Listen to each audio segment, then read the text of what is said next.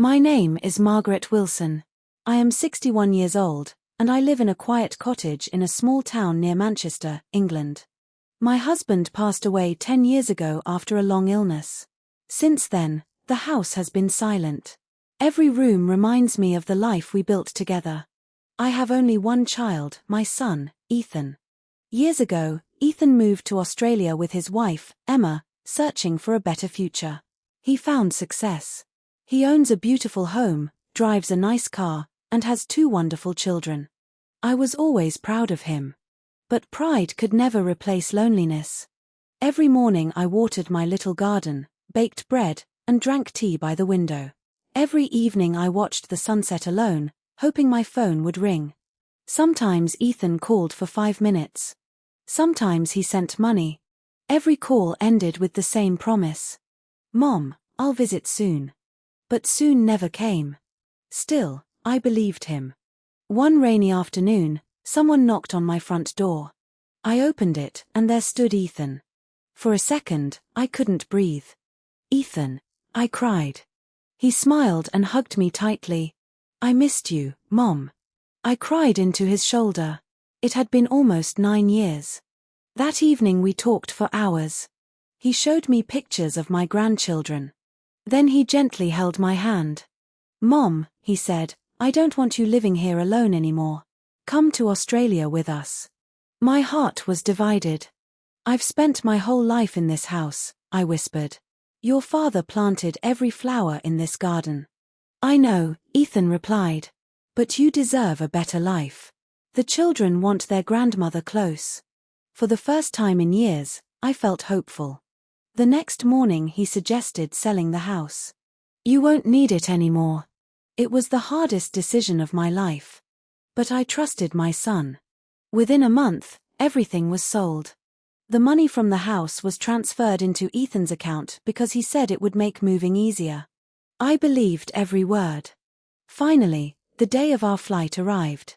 At the airport, Ethan smiled. "Mom, wait here. I'll get someone to help you with your luggage." "Of course," I answered. I sat on a bench. 5 minutes passed. Then 15. Then 40. The airport became louder, but my world became quieter. I looked around again and again. No Ethan. After almost an hour, an airport security officer approached. Are you all right?" "I'm waiting for my son," I replied with a smile. "He's getting help for me." The officer asked for his name. "Ethan Wilson." He checked the system. Several minutes later he returned. His face had changed. "I'm very sorry," he said softly. "Your son boarded flight 417 nearly an hour ago. He left alone." My ears refused to believe the words. "No," I whispered. "There must be a mistake." He promised. Tears blurred everything around me. The officer quietly sat beside me while I cried. After a while he introduced himself. "My name is James Carter." He looked at me with gentle eyes. "My own mother passed away 6 years ago. I can't leave you here." He called his wife, Grace. "There's an elderly lady who's all alone." Grace didn't hesitate. "Bring her home." That evening I entered a house filled with warmth. Grace hugged me before asking my name.